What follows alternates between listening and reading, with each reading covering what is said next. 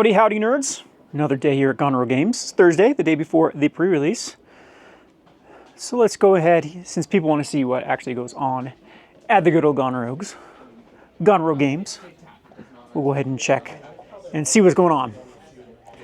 So we got Thursday Commander Night. Parker's not afraid of the camera. The rest of them are afraid of the camera, though. At first I was like, what is that? Playing the only thing that gets played here.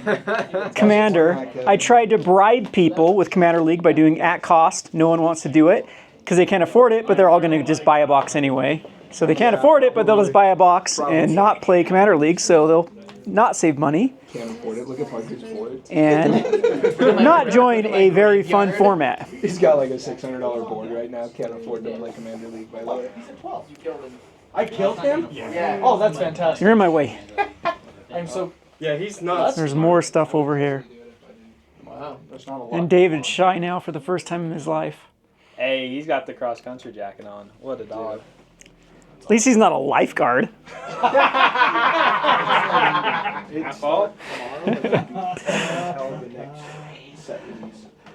Oh, the joys. Right? That's The how it joys. lasts, right, Kevin? What? It lasts until next set release, the Commander League.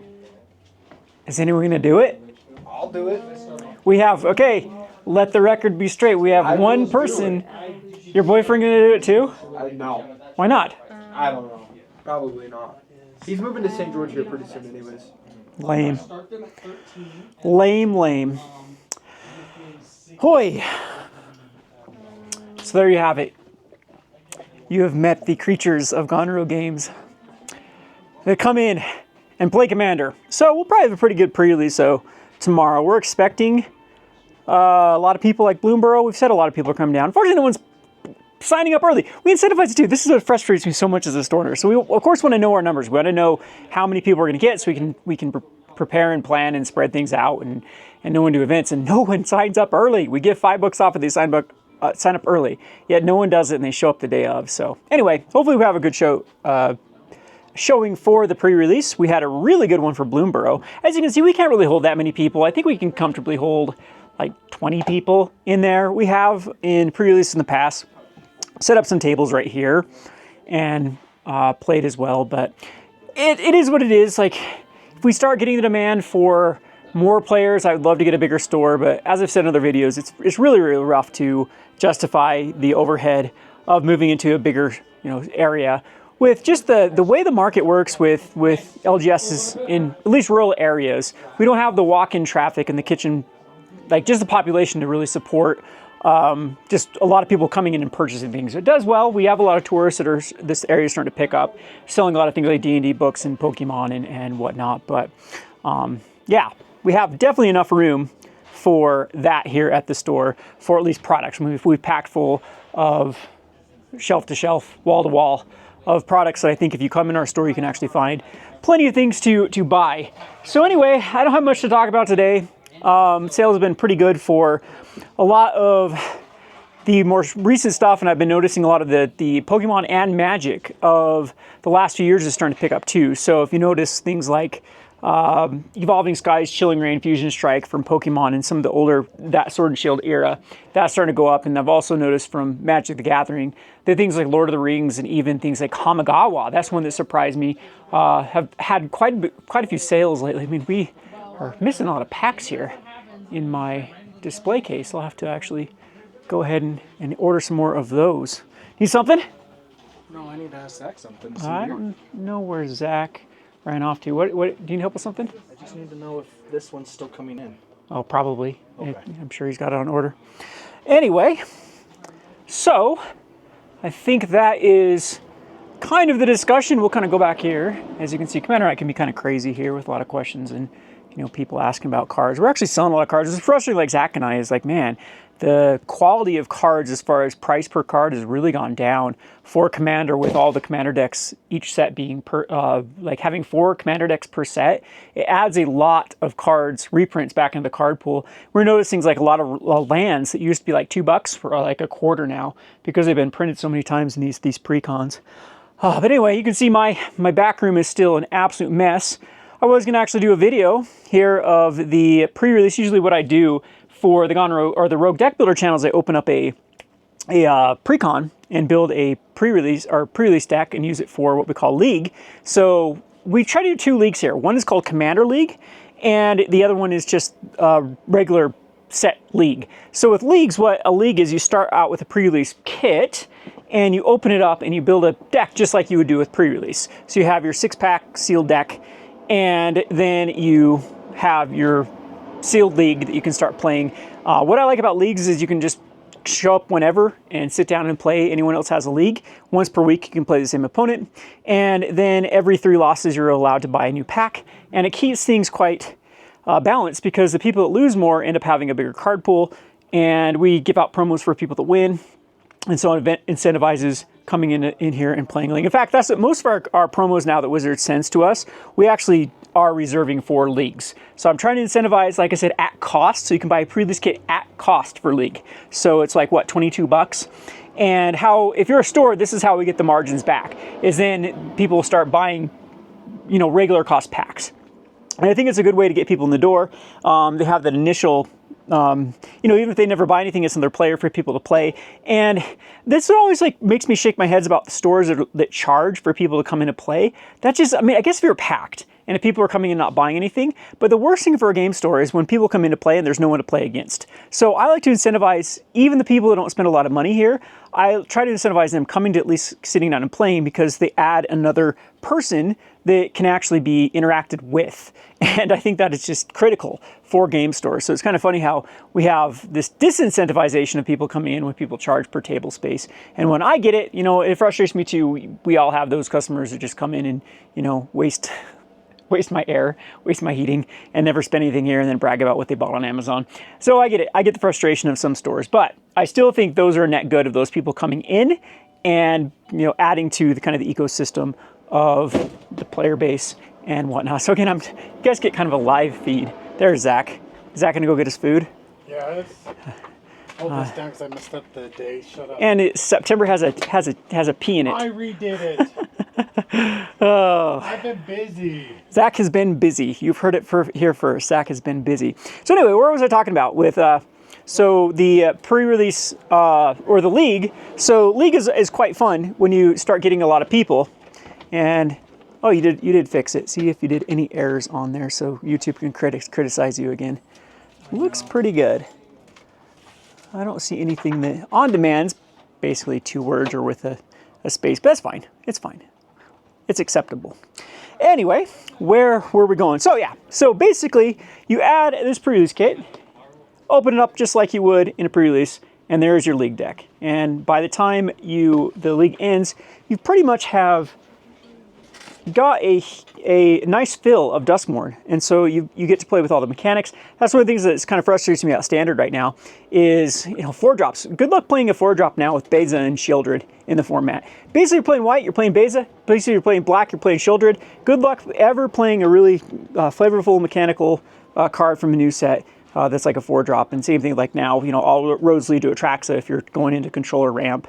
And so Standard can be quite frustrating and boring and I don't know, repetitive. And that's what I really like about leagues is I feel like draft and sealed is sometimes also frustrating, because say you open up they're 3 games or 4 games. And say you open up really cool cards or really cool synergies, you can just have, in 3 games, you can get mana screwed, you can get just never drawing your cards or synergies, and it's kind of a feels bad scenario. There have been so many times that I've built some crazy decks out of sealed or pre-releases, and then just oh man, I'd love to keep playing this, but of course it's not good enough in Standard, those synergies, and you're basically done at that point. You have to queue up to another draft, which of course can be fun. But what I really like about League is even if you have a card that works right now, especially with these sealed decks, sometimes you just don't have enough of that color to actually justify running it. Over time, you're going to get enough stuff, and you can start it feels almost like a block deck by the time you're done, where you can really fill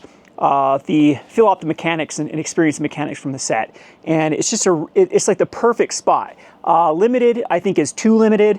constructed is, you know, too powerful at this point. We all saw the Goldfish, MTG Goldfish, where they were playing standard decks versus old school modern decks, and the standard decks were like keeping up with like Jund back from, you know, 2016 Jund, which is absolute insanity, the power level of standard. So anyway, that is basically our little version of League, which I think is just super, super fun. The other way we do it with Commander League is you open up an entire set booster box, and we actually allow people to split it with a buddy. And so actually the cost of entry isn't that bad for an entire set booster box, or play booster, not set booster. A play booster box of the newest set, I think that cost is $125 on that. And so if you split it with your friend, you're looking at like what, 60, okay, so yeah, like 60, like $3. Is that what it'd be? $63 a person. And then you actually can build 2 commander decks out of that because there's enough colors.